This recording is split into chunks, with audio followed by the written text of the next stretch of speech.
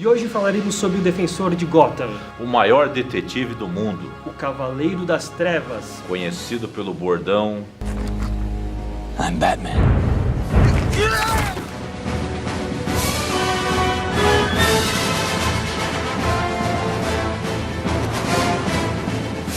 E sejam bem-vindos a mais uma edição do Literatos TV, um programa para quem gosta, para quem ainda não gosta de leitura, de literatura, de cinema, de quadrinhos, de todo o universo narrativo em geral.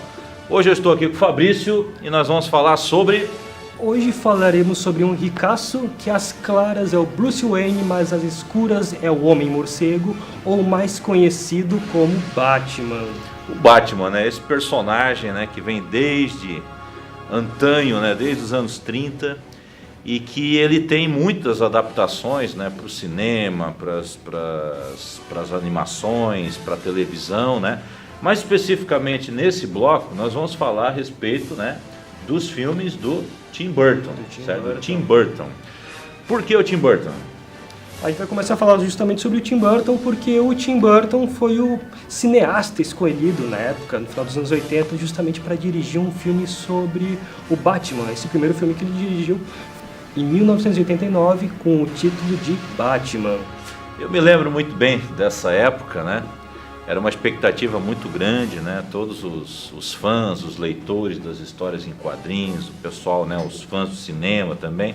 Só que todo mundo nessa época tinha uma ideia um pouco folclórica, né, do Batman, porque a última referência visual que se tinha do personagem era aquela série, né? Meio estrambelhada, né? Dos anos 60, né? Com o Adam West. E o Tim Burton, né, quando ele apareceu com o filme, ele trouxe um Batman, né, completamente diferente, né, sombrio, uma espécie de uma armadura, né, e tal. Mas tu sabes que na época a escolha do ator Michael Keaton, It's showtime. contribuiu para as pessoas pensarem que seria quase como um besteirol de novo, né? Mas não, foi totalmente diferente, porque o filme do Burton, né, ele tinha características muito próprias, né? Na época, os produtores desde os anos 70 eles queriam justamente trazer às telonas dos cinemas um filme do Batman, mas esse projeto sempre foi sendo adiado, até que nos anos 80, justamente um cineasta que estava despontando foi chamado para o projeto. Foi o Tim Burton. Ele já foi trazer algumas características bem próprias e que a gente já viu ao longo dos anos 90, anos 2000, que justamente é aquela questão de um tema mais sombrio, sério, e ele justamente conseguiu trazer todas essas caracterizações lá nas telas dos cinemas, tanto que a gente tem justamente aquele tom sombrio, aquele tom de uma Gotham poluída, uma Gotham problemática, assolada pela criminalidade. A trilha sonora também é muito bonita, muito boa, do Danny Elfman. Tem o icônico Batmóvel, e a gente também tem o Jack Nicholson. You can call me Joker. Que foi uma ótima escolha na época, justamente para fazer o Coringa. E ele ficou muito famoso também por um determinado bordão dele. You ever dance with the devil in the pale moonlight? E além de outros elementos mais que ajudaram a caracterizar e deixar na memória de muitos fãs essa produção na época. Que foi uma super produção, né?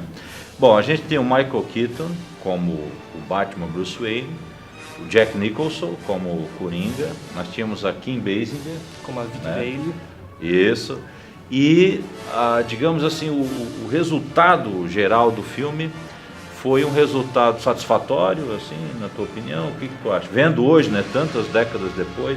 Foi um resultado bem satisfatório. O Tim Burton justamente conseguiu trazer algumas caracterizações, que foi a roupa, a trilha sonora muito boa, foi uma boa escolha o Jack Nicholson. A trama, o Tim Burton preferiu não fazer um filme de origem do Batman, ele preferiu apresentar no máximo algumas motivações que levaram o Bruce Wayne a tornar-se o Batman, ou seja, o assassinato dos pais de uma maneira terrível, justamente pelo Jack Napier no filme, que acaba se tornando também o Coringa no decorrer do filme, e foi tão satisfatório aquele resultado obtido nas telas, que isso se converteu na época em boas críticas e também um bom orçamento, um bom faturamento, por causa que o filme na época custou cerca de 35 milhões de dólares, mas faturou mais de 400 milhões, ou seja, o resultado foi muito positivo, foi um saldo muito expressivo.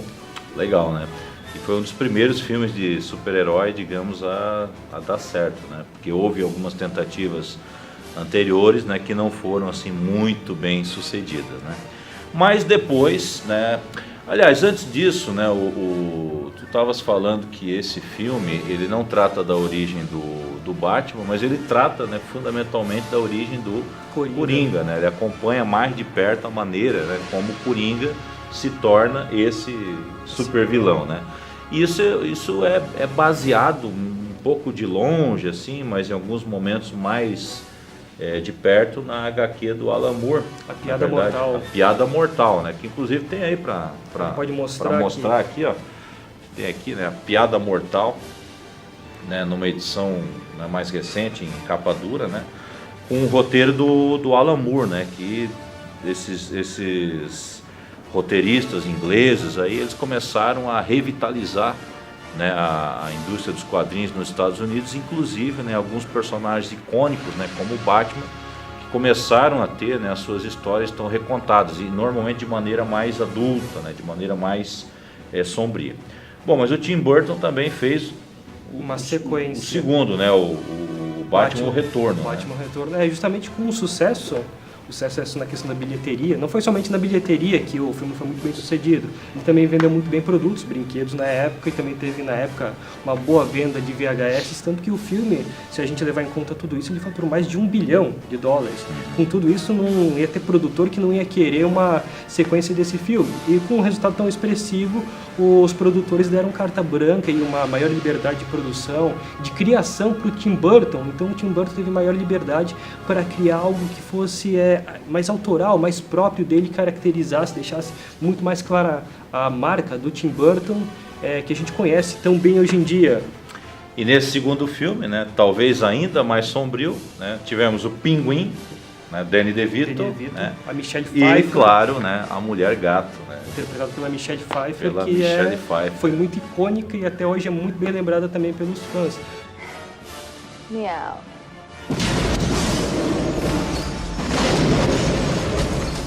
A gente teve novamente o Michael Keaton interpretando o Bruce Wayne / Batman. Eles melhoraram um pouco a roupa do Batman, por causa que teve um grande problema no primeiro filme, nesse primeiro filme de 89, que o Batman ele tinha alguns problemas de movimentação, ele era meio durão, não conseguia mexer o pescoço. Para esse segundo filme eles melhoraram um pouquinho, ele está com uma melhor movimentação, com umas melhores cenas de ação. E o filme também tem uma pegada mais sombria que a gente é muito curioso. O primeiro filme teve algumas cenas às claras durante o dia, mas nesse segundo filme, durante toda a produção, foi filmada de noite. Todo filme durante a noite, é filmado justamente numa época, o filme, a narrativa é contada na época natalina, quase um conto de terror, assim, justamente por esse aspecto sombrio muito forte. Bom, e aí se encerra, né, a fase do Tim Burton. Nós voltamos para falar de mais Batman.